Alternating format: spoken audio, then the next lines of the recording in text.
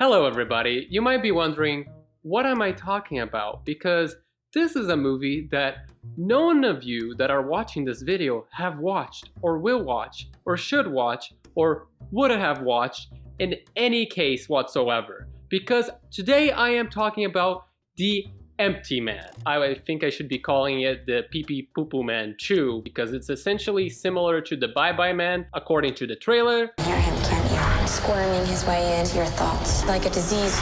It spreads like a virus. The empty man, the empty man, the empty man. Don't say it! Bye-bye, man. But then again, the trailer for this movie is almost completely useless when trying to get a good idea of what this movie is about, which is 2.5 plots that are kind of unconnected, do not fit thematically within each other, and barely fit within the same tone. One of the movies in this one movie is a stupid Bye Bye Man The first night you hear him. thing where a spooky ghost that has a little hoodie on hunts a bunch of children. The other one is about a virus/cult doing something. And the other half movie is a short that feels completely unnecessary in every way, that is 20 minutes or so long, that it's somewhat average and competent. When talking about The Empty Man, you might notice that I have not named this a review, because reviewing this movie is kind of hard, because again, it's 2.5 movies, something that if you're gonna talk about, you have to mention, because yeah, I can't really describe you the plot because there's too many of them. The closest I can give you is that Detective Man is looking for Lady, but the things that he does sometimes feel unconnected, and the danger of the movie sometimes switches from the spooky Pee Pee Poo Poo Man and the weird cult / the virus / something like an experiment. If you just look at the trailer, it's kind of shocking because they do not put any of the competent parts of the movie in the trailer. They are promoting this to people that like Rings. 7 days. You want to know about the girl in the well? The empty man, the empty man. The trailer of this is like, haha, teens are being haunted by the spooky Pee Pee Poo Poo Man, and they're gonna be killed one by one. And I guess in this sense, they are technically not lying, but they are, because there is only one instance of this movie that even follows that slasher formula, and that is 100%. Do not let anybody tell you otherwise. A scene that was added even after the fact that this movie has 2.5 plots. The scene of the slasher scene is so out of place, of a character that had previously disappeared and does not come back at any other point, only for that one specific scene, because I guess they didn't know what to do with that character transferring from one plot to the other, so they decided, okay, we are at halfway through the movie, we haven't had enough kills, so we'll have a slasher kill by a ghost that can make people kill themselves. And this is the only instance that you see that the ghost can do that, because at the other times the ghost doesn't do that, but then sometimes it does do that. The rules of this movie are all over the place, because again, there's 2 different threats: Pee Pee Poo Poo Man ghost and virus that causes people to want to create a cult / bring a thing from the ether into the world to make it flash. Look, for your confusion and my confusion, the Pee Pee Poo Poo Man is not the Empty Man. He is just the Pee Pee Poo Poo Man, because they needed to have the Pee Pee Poo Poo Man in the movie, so when people go, that looks creepier, because you are thinking in your head that the Pee Pee Poo Poo Man is coming to get you. But the Pee Pee Poo Poo Man is not the actual threat in this movie at all. Every time that this raggedy ass man shows up, by the way, this is the Bye Bye Man. I've been using his image because I probably won't find any images of this movie anywhere, because this is gonna be buried as hard as possible. So if you're confused, it's fine. The movie is confusing on its own. It doesn't matter very much. Don't worry about it. So every time that this person shows up, it is so painfully obvious that this was done in post that at times you're like, oh, this almost feels like a semi-competent thriller. Like, this could have been like maybe a 6, depending of how it would have ended, a 7, because the idea of the virus, of the thing being brought to life through just sheer concentration and force of will, that's kind of weird, that's kind of interesting. The twist is not even that bad, but then someone just decided along the production that having an interesting thriller or semi-competent thriller wasn't enough, so we make schlock instead.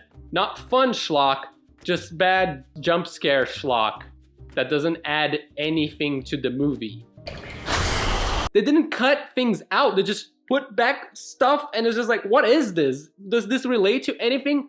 No? Okay. Because the rules, like I said, make no sense if you take the movie at face value, which you shouldn't because they're 2.5 movies. The Pee Pee Poo Poo Man have his own rules. His rules are, if you're by a bridge, If you're on a bridge, and you find a bottle, just a random bottle, has to be an empty bottle, and you blow in the bottle and you think about the empty man, you think about the empty man. the empty man will catch you, but it won't just catch you. It will have 3 days to do so, because in day 1 you hear him, in day 2 you see him, in day 3 Well, on the third night, he finds you. there's so many little things you need to know beforehand to even be spooked by the Pee Pee Poo Poo Man that I don't even know how people bumped into him in the first place. How did the first person getting haunted by the Pee Pee Poo Poo Man knew to think about the Pee Pee Poo Poo Man in the first place? How did that happen? And this is when I'm saying that somebody, when they were trying to fix this movie so teens would watch it, because teens can't watch a semi-competent thriller, it has to have a Pee Pee Poo Poo Man in the movie, they got inspired by the Bye Bye Man. In the scenes with the Pee Pee Poo Poo Man, not the empty man, there are parts in the movie that are added very bizarrely for absolutely no reason, and I think it's because in the original vision, there were stylistic choices that a director put in there for a reason. But because they hired a director to make the other things, it's obvious that they didn't know what stylizing a movie with purpose was. So there are instances of editing that are just strange. What I'm doing right now with the screen, that's what they do with their editing, and it's incredibly noticeable, weird, and out of place, and it just leaves you baffled like most of this movie. This movie is 2 hours and 17 minutes, and the semi-competent 6 movie is in there somewhere. Probably in an hour of this movie is fairly competent. An hour and 17, 20 minutes is that weird shot in the Himalayas or whatever where people get haunted, and it's almost a fun short, except some of the acting and also the fact that it seems like even in the short,